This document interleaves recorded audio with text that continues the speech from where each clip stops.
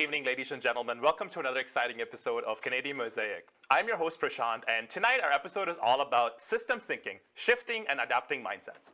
System thinking is the new design thinking. So design thinking is a process where you take a bottom-up approach, human-centered approach, while systems thinking is where you take a top-centered approach for a bigger picture. For example, think about your IKEA shopping experience. The showroom is completely centered around people that are walking through the store and getting used based on people. After visiting the showroom, the customers are conveniently guided through a warehouse where their items are sourced and procured. Now, they're constantly looking at ways to digitize the whole transformation from a shopping models. Tonight, I have the pleasure of introducing Royston Sequeira from Mississauga, Ontario. He was born in India, raised in the Middle East, and did his computer engineering degree at University of Toronto, and then did his MBA at Queen's University. He's worked at a number of different industries as an engineer and in the field of project and program management. Welcome, Royston, to the show. How are you doing this evening? Hey, Prashanth, thank you for having me. Doing great. So excited to have you as part of the show. So Royston, let's take a look through your career journey because you've shifted between hardware, software, and now back into hardware. Can you talk us a little bit about your career journey so far? Sure, yeah. So I started off as a hardware engineer many years ago. Worked in design for a number of years, worked on some great chip products. After that, after my MBA, I went and joined a startup. The startup was pretty neat. It was coming up with software for smart televisions. Very different. It was with UX design. You got a feel for how designers truly worked, how they thought. And then after that, I went into project management, primarily on the financial services side.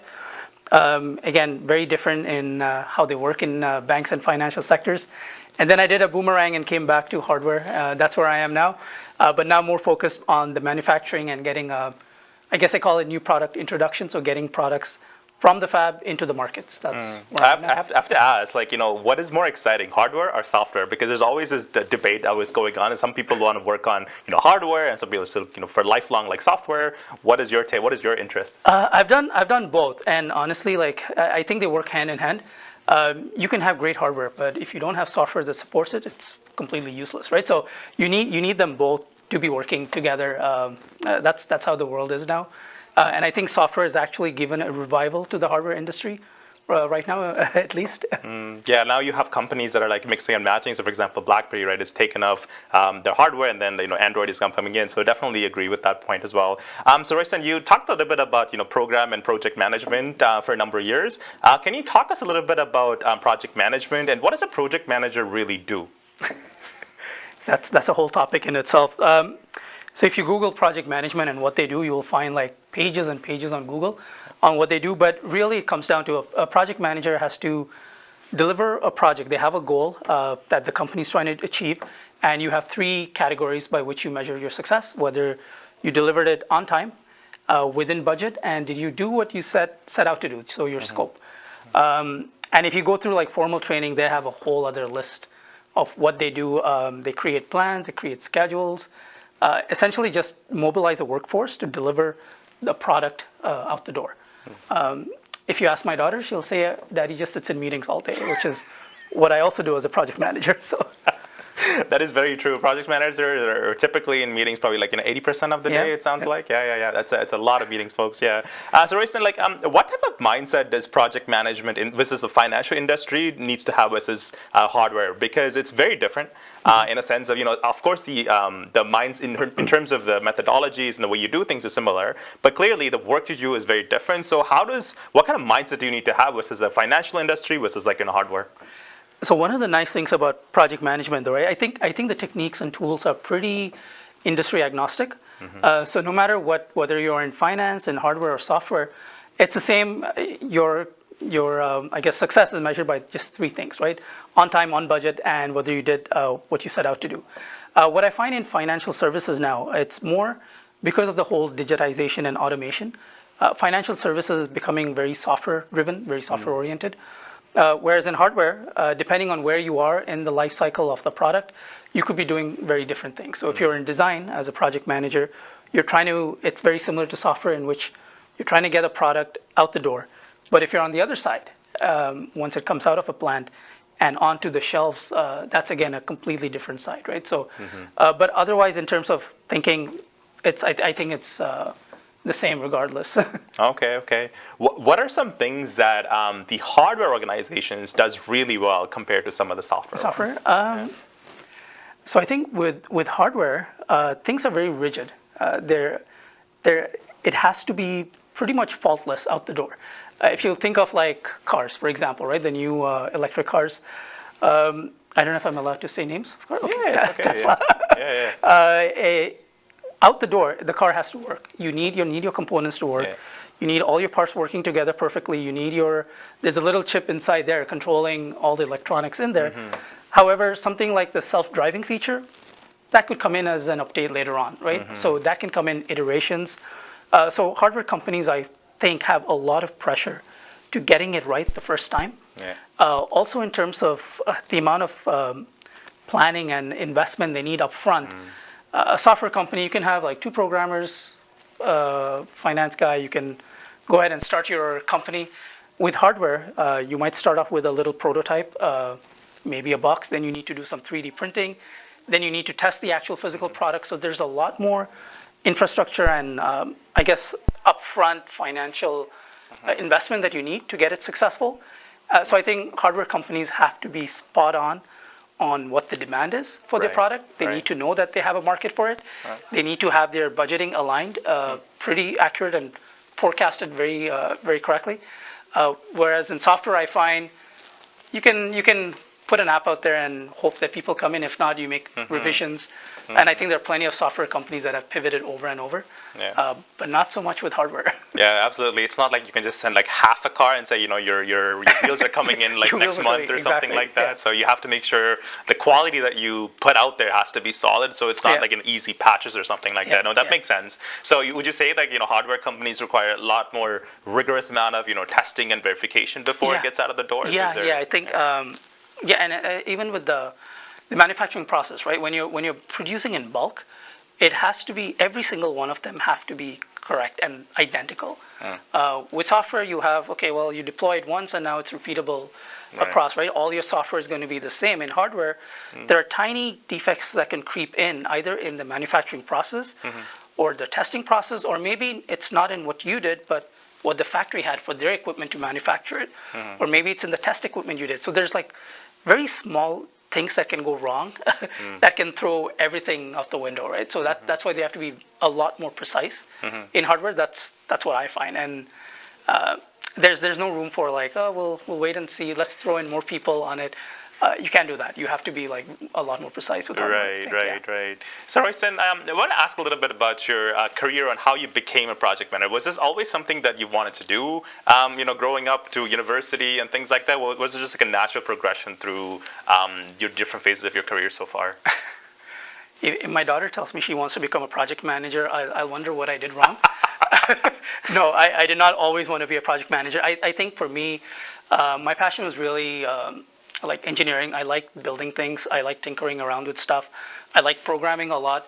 I think it's just a natural progression of one's career. You go in, you start off very technical, you learn the ins and outs of it, you take on more lead roles, and then once you become more senior as an engineer, you automatically start to have to do some of these project management tasks, not necessarily as a project manager, but let's say you're developing a product out there, you need to worry about, okay, well, how much time do I need? That's something project managers do. You need to be able to schedule your time. You need to be able to train junior engineers, make sure that they deliver stuff on time. So you have a lot of aspects or tasks of project managers without necessarily the title. So I think eventually it's a natural progression to either go into project management or to be an individual contributor and go further into the technical realm. Those are often 2 career paths, and I guess I naturally fell into the project management path. It wasn't it's something I sat down and thought about in a lot of detail. Yeah, because a lot of students are, might be watching this and be like, hey, I want to become a project manager, but then they don't really see what it actually takes to get there. So oftentimes they just think, you just sit around, like your daughter thinks, like, sit in meetings all day. But there's actually a lot more that kind of goes on, behind the world of, project management. So, Royston, according to you, what do you think are some core competencies that's required to be an effective project manager? So I think number one is communication. I remember reading this stat on the Project Management Institute website, and they said that 20% of all projects fail because of lack of communication. And I think that's key, right? You need to, and along with communication is a negotiation. So you're always fighting for more money, more time, or reducing or changing the scope of work. So these three things, in order to be able to communicate, negotiate, those are key. The second one I would think is leadership. And leadership also, again, it ties into a communication, right? But to be a good leader, it's not about you just delivering your project. You have a team that you need to motivate. You need to get them to work together. Sometimes interpersonal conflicts arise. You need to be able to convince them, hey, well, this is what we need to do, and really get them going. So I think those are two key ones. And then, of course, like the obvious is organizing and planning, right? You need to be able to organize and plan yourself, your schedule, your time, resources, everything. So those, I think, are three main competencies that I could think of. And they're all sort of connected, but that would be my top three. Definitely. So, Royston, you talked a little bit about leadership styles, right? So, how do you be an effective leader? Because there's different types of leaders, right? There are people that are very type A personality, this is how it needs to happen, or there's people that are they listen to you and they come up with something together. So, in your opinion, what makes a good leader versus a great leader, perhaps? So I think I've actually had this thought about this question before, because I had to write an essay on this at one point. But actually, I had one manager at my first role who I think was not just a good manager, but a great leader as well. Somehow he always managed to get people to work as long as it took to get the product out. And it wasn't by instilling fear in us or asking us to just do something, but he had a way of just getting people to really want to make this product successful. So he was able to articulate what the mission or vision of the company was down to our task, and how getting us to do our job would get this product out. And he instilled like a sense of pride in the product we put out. So we really wanted to do our best. And he was very fair. He was very open. He had like an open door policy, right? So come in, talk to me about anything. If you're frustrated at the work I'm throwing at you, come and tell me. I'm gonna see what I can do, right? So there was no wrong answer with him. Even if someone underperformed, he wouldn't go hey, come on, get your act together. He'd be like, okay, what's going on? Do you need some time? You want to take a break? Go for it, right? So very open, very honest, and he really wanted us to come up as well. So he didn't want us to stay siloed in our task, which I think is great. He was like, you can do ABC, they can do XYZ. You guys should cross-train each other. So no matter what, my team should be able to do all the activities. All right. So, and I think at the end, he built a team where everyone was cross-trained in at least 2 or 3 roles. Whereas in other teams for other products, you find one person doing one task and only one task. And this way, right, it's just everyone, and you got to always learn something new, which is always something that most people wanted to learn. So I think that's what made him a good leader. And that was, I still look up to him as a model to emulate, just to be a good leader that way. Yeah, definitely. I think you need to have that comfort level of being open with your leader as well too, having that informal communication, but also looking at your overall career perspective and making sure that you're actually learning and growing, reaching different levels within the company as well as your personal growth as well. So that's definitely something to think about when it comes to finding a leader to get inspired on and kind of work towards as well. So we're going to take a short commercial break, folks, and when we come back, we're going to talk a little bit about system thinking and the future of back. आपकी रिहाइश ऐसी हो जहां जिंदगी की सहूलत मयसर हो, जो आपको बुलंदियों पर ले जाए, तो मिलिए रियल एस्टेट मार्केट के experienced real estate professional Amit Oberoi से। GTA में रियल एस्टेट मार्केट के हर अंदाज से वाकिफ। आपको घर खरीदना हो, बेचना हो या करना हो मुनाफे का इन्वेस्टमेंट, मेरे तजुर्बे से आज ही फायदा उठाएं। आज ही कॉल करें Amit Oberoi 647-291-8102। Amit Oberoi, beautiful homes you can afford. Zoc. Now it's fully renovated. Live catering, barbecue, tandoor, जलेबियाँ और fresh naan. तकरीब आपके घर में हो या घर से बाहर, Zoc is providing full service now, and Zoc has opened a new banquet hall, garden event center. आपका Zoc देखकर लोग कहेंगे क्या Zoc है आपका? Call right now 905-625-7788 86 ज़ौक़ वालों के लिए। डिक्सी इलेक्ट्रॉनिक्स और अप्लायंसेस पिछले 16 सालों से खरीदारों की खिदमत कर रहे हैं। हम लगातार 4 सालों से खरीदारों की पहली पसंद बने रहने का अवार्ड हासिल कर चुके हैं। हम किचनर्स, बॉश, वर्लपूल, LG, सैमसंग और जनरल इलेक्ट्रिक के ऑथराइज्ड डीलर हैं। 5 स्टार खिदमत का लुत्फ लें। हम आप सभी को टीवी सबसे ज्यादा रियायती दामों पर देने की गारंटी देते हैं। www.dixieelectronics.ca हमारी वेबसाइट पर जाएं या अभी कॉल करें 9056255900। सभी बहुत ही मुनासिब कीमत पर दस्तयाब हैं जो आप बाआसानी से ले सकते हैं। At Dixie, we sell quality and deliver confidence. अगर आप चाहते हैं खूबसूरत visiting card, signboards, billboards, तो कॉल कीजिए अमनदीप सिंह को 416-577-5128 416 digital sign.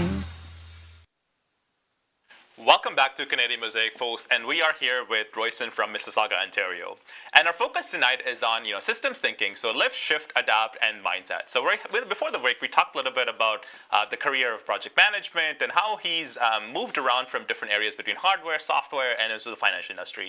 So let's take a little bit of a break and talk a little bit about systems thinking and what it really means. So Royston, in your own words, can you talk us a little bit through about what does it mean by, system thinking or system designs thinking, and based on your experience so far? Sure. Yeah, I think you touched upon it briefly when we opened up by saying, think of the IKEA store.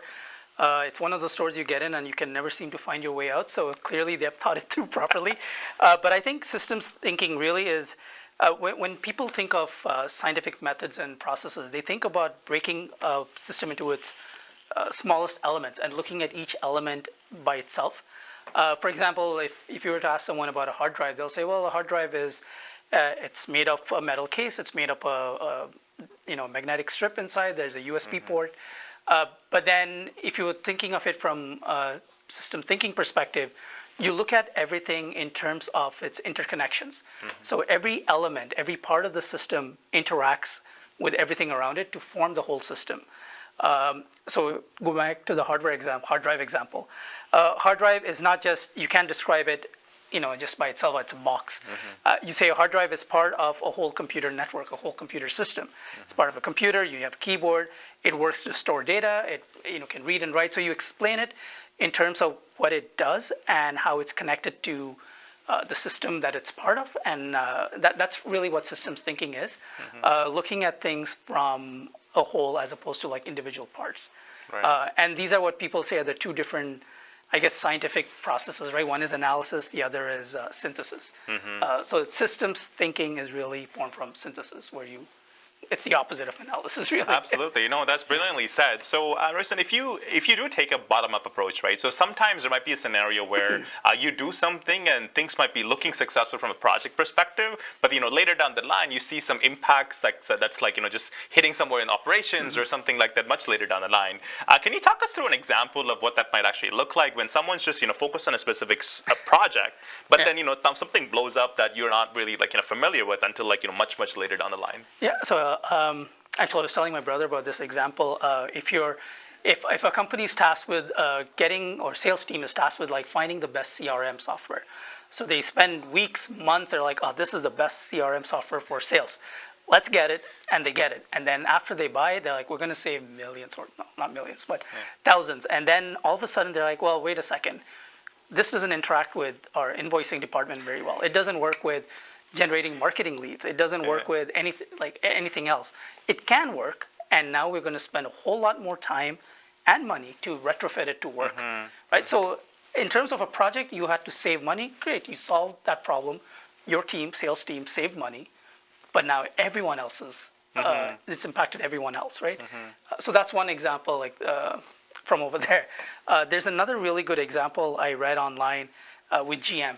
So back, I think in 2014, GM had a massive auto recall. And what it came down to was there was a defect in the ignition switch. Now, GM has been doing cars for years. So it seems kind of silly, right? Why did they have this? And the reason for that is every team in GM was so siloed. No one really understood. They all knew how to build parts of the car, but no one looked at the car as a whole. So while they all built their individual items, some team did find out, hey, there's a fault in the ignition switch, but it never made its way through. Like, so that impact was never seen. And that's why you need to look at any problem when you're trying to solve a problem, trying to make an enhancement. Look at it in the context of everything else around it, not by itself. Yeah. Actually, that leads to my next question.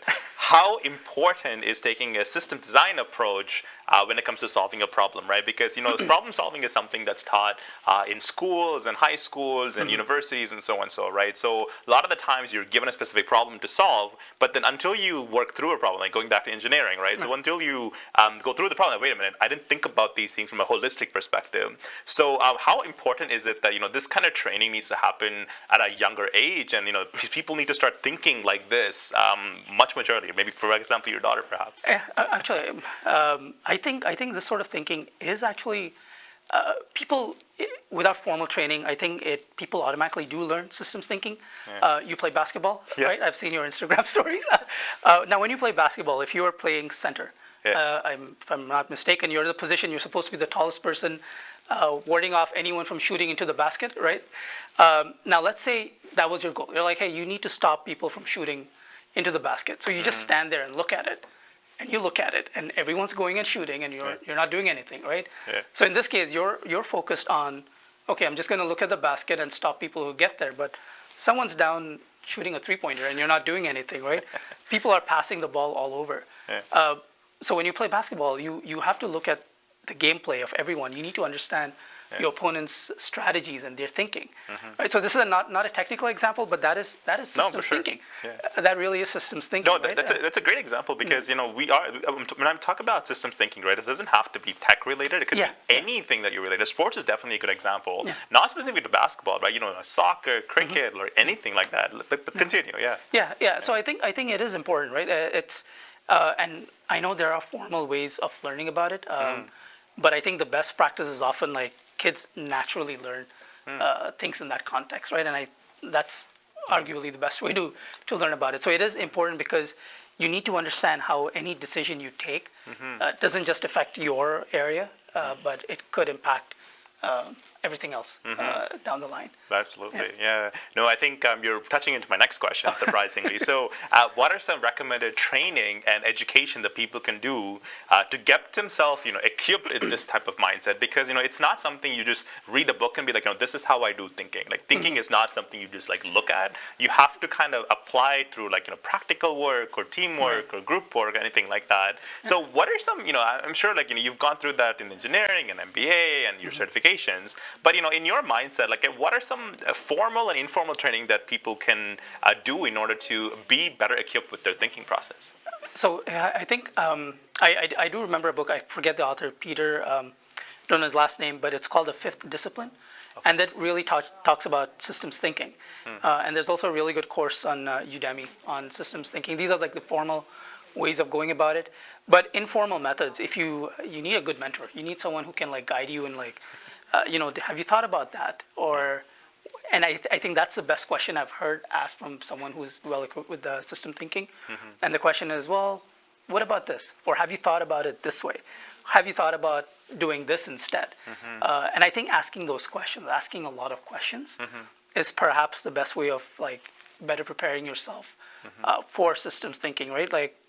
What if is probably the best question to ask. And I think that's, and there's also, I read about this theory. I'm not too familiar with drawing causal loops. That's what they call it, where you start drawing okay, well, A impacts B, B reverse impacts this, and you start drawing arrows to show how everything's related.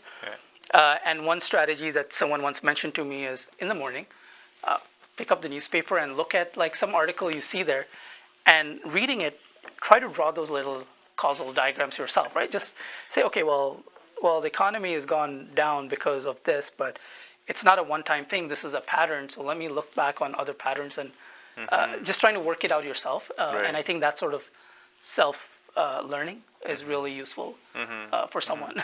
Great. No, that's definitely useful. Royston, you touched a little bit about having a mentor, right? So how important it is, like when it comes to your career growth as well as just your problem-solving skills and thinking things outside of the box, right? So how important do you think is having a mentor for personal as well as from a professional perspective? Like, would you say that is something that everybody needs to have? It's like you just kind of have somebody just floating around and you just kind of reach out to them whenever you feel like. What are your thoughts on mentorship and the importance of that?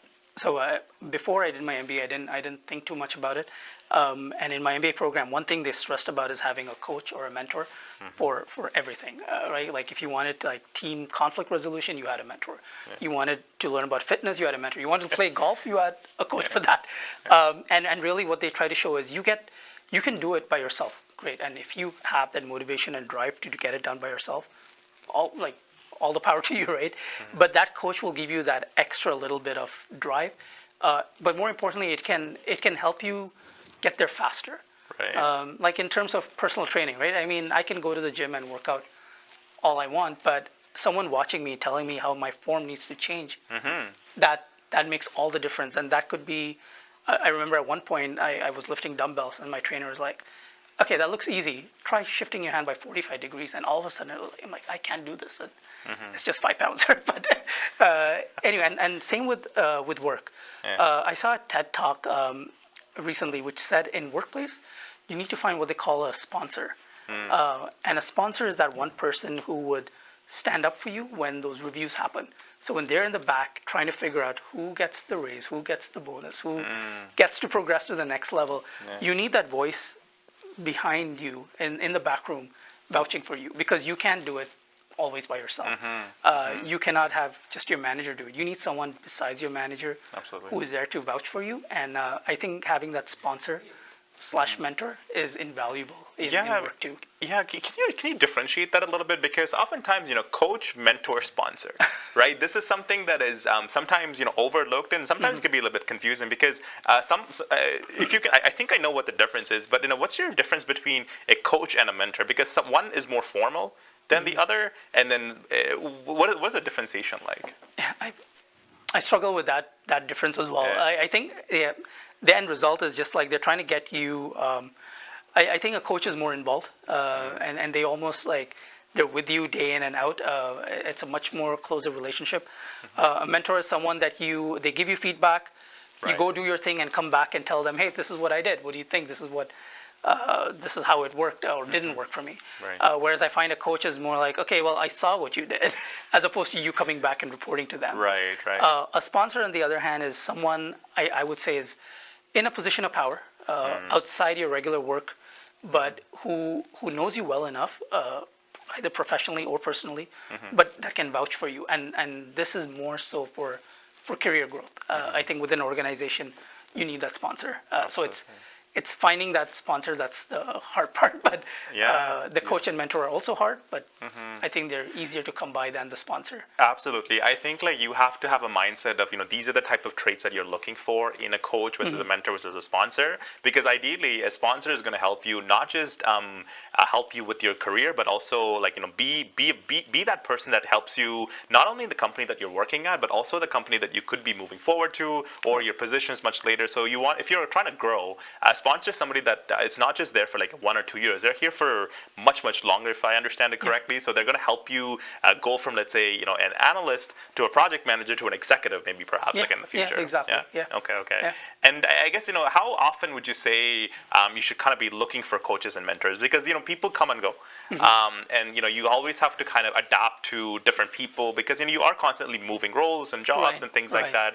How do you effectively keep in touch with all these, coaches, mentors? Because sometimes it could be overwhelming, right? So so let's say you move from one place to another place. How do you keep in touch with people? How do you kind of build those relationships? So what's the importance of, maintaining those relationships as well? I think maintaining relationships is very important. I think when I graduated, it was because of my relationship with some of the people at my old workplace. Yeah. They called me and said, hey, we have this role. We need someone. Are you looking? And I was like, yes, okay, fine. We'll set up the interview and then the rest is on you. But they're there to open the door. And sometimes it it doesn't have to be something formal, right? Just something, shooting a quick email.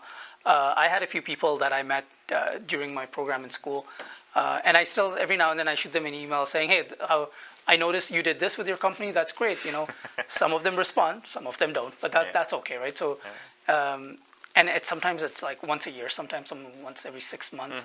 Obviously, when you're working with them or in the same company, it's a lot easier than when you're outside, but it is important to keep those connections. 120%, because I think like if you're watching the show and you are like, young in your career or you are senior, you do need these people. You need a coach, you need a mentor, you need a sponsor, and plus like the importance of, building meaningful connections, right? So you do need to connect with people that can not only just help you today, but help you much down the line as well. Because I often encourage students to kind of like, network with the people around you, network with your teachers, network with your professors, network with the people that you work with, right? Because when you are a student, you don't realize how important these connections are until you're much down the line. Wait a minute, this should have been so much more useful. But then at that time, people are very open to getting emails from you. And like you said, what's the worst that could happen? People just don't respond, right? You have nothing to lose by reaching out to people and asking for that as well. So we're going to take another commercial break, folks, and we're going to shift gears a little bit and talk a little bit about,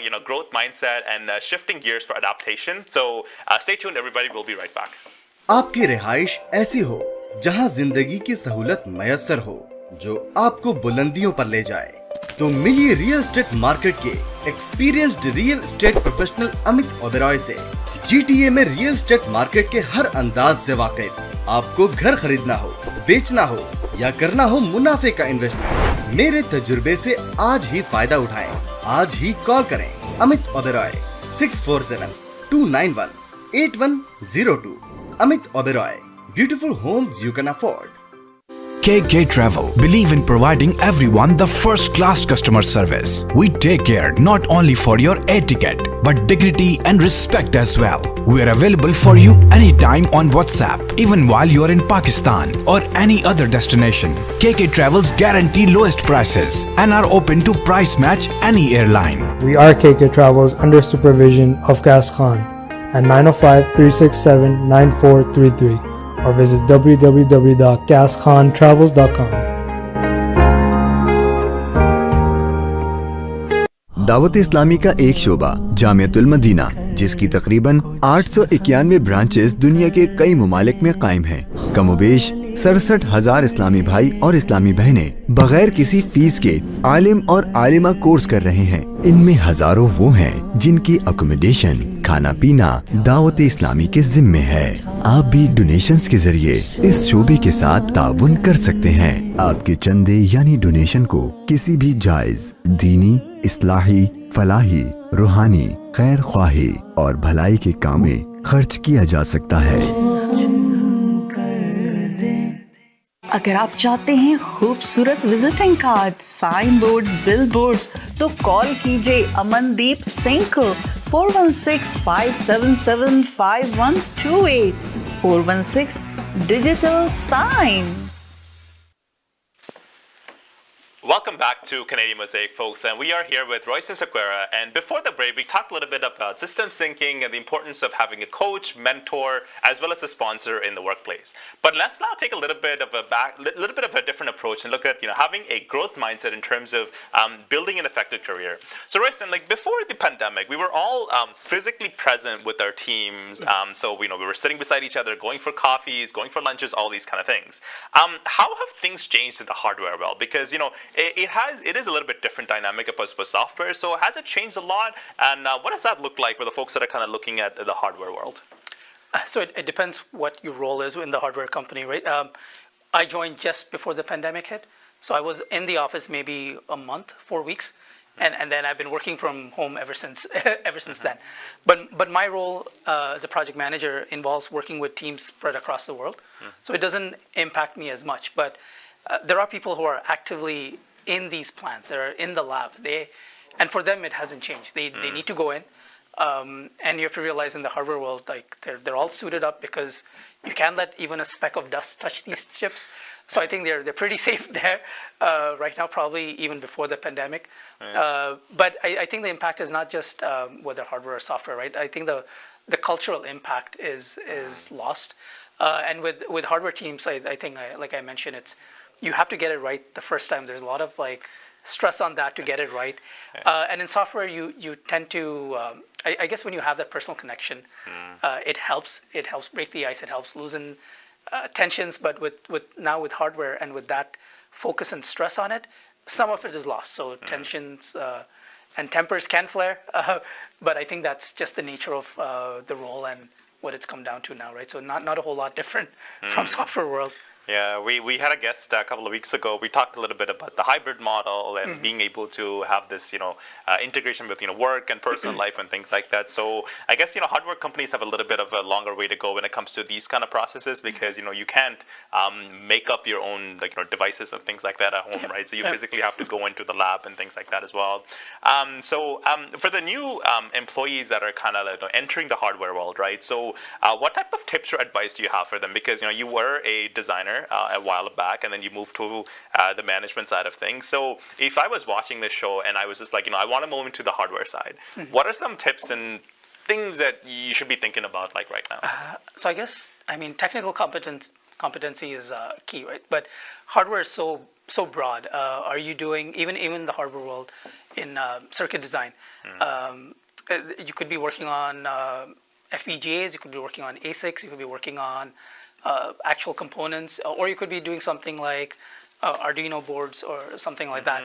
So depending on what you want to do and what really interests you in the hardware world, I think it's very important to take those specialized courses and work towards it, work towards understanding what needs to go in. But then in terms of the soft skills, I think being creative is very important because you're limited, and people have said Moore's law, right? Eventually, everything can get smaller only to a certain point.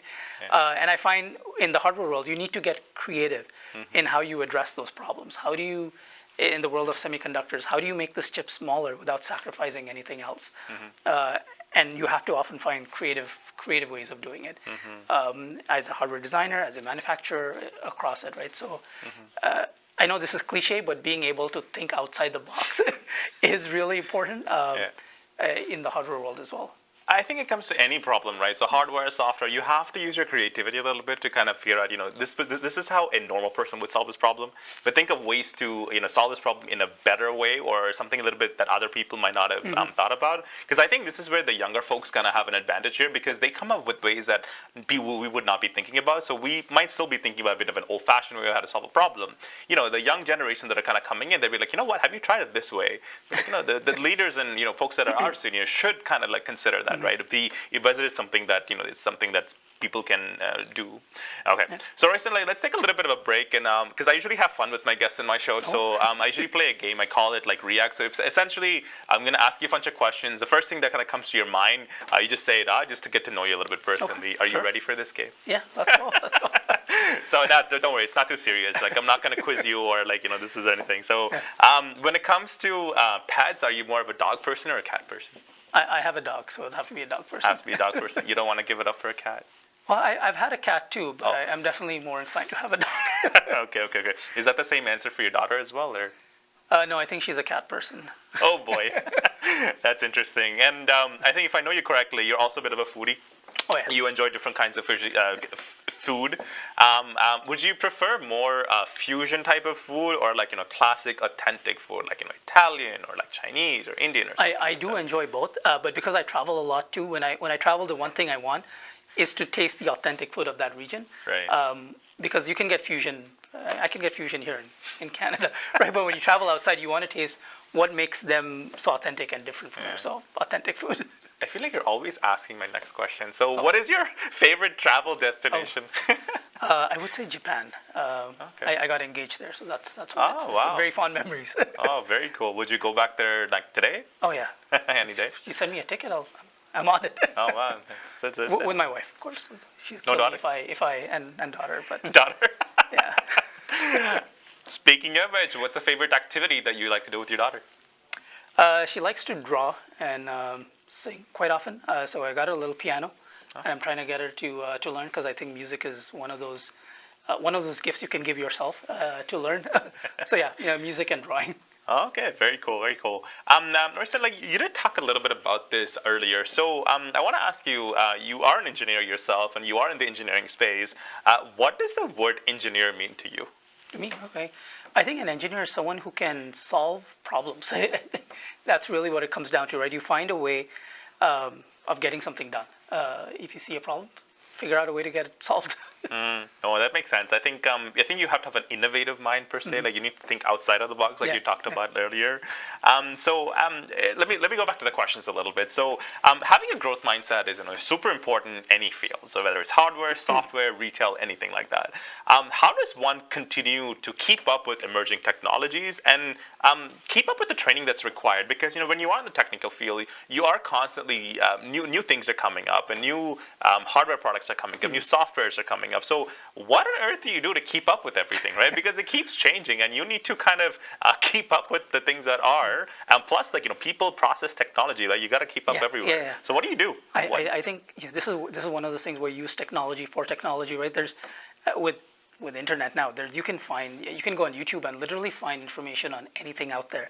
And I was surprised. There are people out there like the day a launch of a product happens, they've bookmarked it and they're like live streaming it from the actual stream. So you're getting like up-to-date information like on Twitter, on YouTube, everything else, right? So there's a lot of like social media is great for that.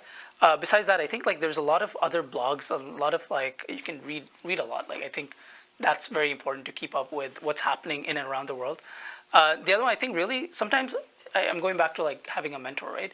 I think sometimes they give you a different perspective and they can tell you what's emerging as well, what they think you should focus on, knowing your strengths. Maybe they know you better than you know yourself. So this is like I think the best way right now is just use tech for tech. Constantly keep up with what are the things that are happening, what can you do to be better. No, that makes sense. Going a little bit of a tangent, so I'm going to ask you a question that's completely not related to this. So what are your thoughts on the future of applications related to quantum computers? Because this is something that's new, something that is kind of upcoming, and it's you hear the buzzword here and there, but I just want to hear your thoughts on this because you are in the hardware field. Just want to hear your thoughts on what do you think of future applications on this field? On quantum computing. So I know Google just recently launched their, or they claim that they're as close to quantum computing as they can be. And they actually made, I wouldn't say they made fun of IBM, but they said that they could solve a problem in 2.5 seconds, I believe, whereas it would take the IBM's fastest computer 10,000 years.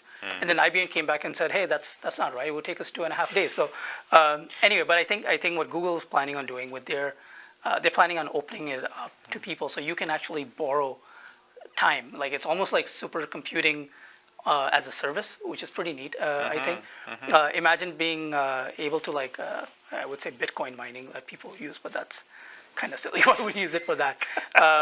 But no, with the power of quantum computing, you can solve things like model really complex systems like weather monitoring, climate change, and like even the pandemic, like actually being able to scientifically model where things would end. Those are like great applications for quantum computing, right? And the way, I mean, I don't know a whole lot about how the actual systems are built, but from what I understand with regular computers, the more transistors you add, the faster it gets, but it's a linear shift in speed. With quantum computers, the more qubits that they call you add, it's an exponential increase in power. So really, it can solve a lot of, I don't think we've even touched upon the potential of supercomputers yet. Oh right? yeah, no, I think it's just the beginning. I think a lot of companies have this supercomputers and are working on different applications on it. Yep. So we're far from even seeing that as well too. Just a couple more questions before we wrap up. So are there any new platforms or technologies that people should kind of get equipped with or integrate as part of their lives when it comes to being more up to date with technology or being more up to date with latest trends or anything like that? So anything that you're familiar with, because I think technology's changed quite a bit. Like we are moving into a whole digital space. Everything is digital. There are more magazines and things like that. So what are some platforms or technologies that people should be thinking about that to integrate in their day-to-day life? I think the newest one that's really up and coming now is augmented reality and virtual reality. Now with Facebook or Meta. Now with their Oculus Rift or Oculus Quest, I guess, there's so many applications for them now, right? And I keep getting ads on my Instagram account for all these courses in AR and VR. And I think that the application there is phenomenal. Like you can, being able to essentially live, have you watched Star Trek? Yeah, of course. Yeah, so you know the whole holodeck concept, it's almost like real now, right? And so I think that's a big one. The other one, which is, it's not very new, but it's getting more mainstream now, is 3D printing. For a lot of people who want to go out there and build their own products, a lot of entrepreneurs who are limited by like hardware design, like I was saying, now they can print their own little prototypes. So these are two things that I think are like something to watch out for. Oh, really interesting, because funny enough, we actually had guests on all these topics. We had a guest on 3D printing, we had a guest on like the data and science, and now this one too.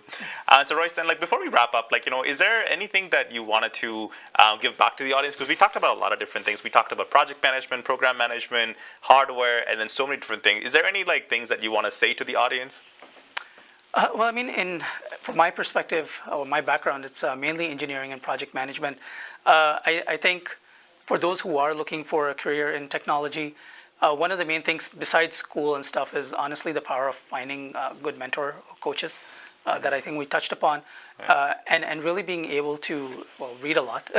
I think that goes without saying, but finding a mentor and a coach is really of paramount importance, and also networking. You're not going to find a job by just sitting and looking for something online. The opportunities out there are endless, and finding someone in that field that can open those doors for you will just help you get there faster. And besides that, it's just the being creative, thinking outside the box. I think that's really important. Yeah, I actually have a funny story that I read online about thinking outside the box, just so that it's not cliche. There's a story about how a truck was trying to go under a bridge, and it got stuck. And when it got stuck, they called all the engineers out there and said, okay, well, we can't get this truck to go underneath. What do we do? Right. They suggested, should we take it apart? Should we break down something on the bridge, hack away at the bridge? And this young engineer came back and said, hey, why don't you just let the air out of the tires to load the truck there? So that is thinking outside the box, right? So it seems silly, but that's one of those. I've redeemed my cliche over there. Do you have any strategies, Royston, on how to think outside of the box or anything like that? No, that's why I said this. That's why I said let air out of the tires. Fair enough. So that is really thinking outside the box, folks. Like, get out of the tires and just making it go through. Like that's definitely it. Well, I think we're pretty much close to wrapping up. So thank you, Royston, for coming on the show. It was such a pleasure discussing about so many different things related to systems thinking and your experience in banking, consulting, and so much more. So on behalf of the viewers and on behalf of the viewers and Awaz Entertainment, we wish you success in your career journey, and hopefully you continue this process of inspiring other people with your mentorship and your knowledge and experience as well. So that's all we have time for today, folks. I'm your host Prashanth, as part of Canadian Mosaic, and if you've enjoyed the show, please follow us on social media. Remember, systems thinking is crucial when it comes to solving a problem. Always remember to take a top-down approach, and thank you so much for tuning in, and bye for now. See you same time next week.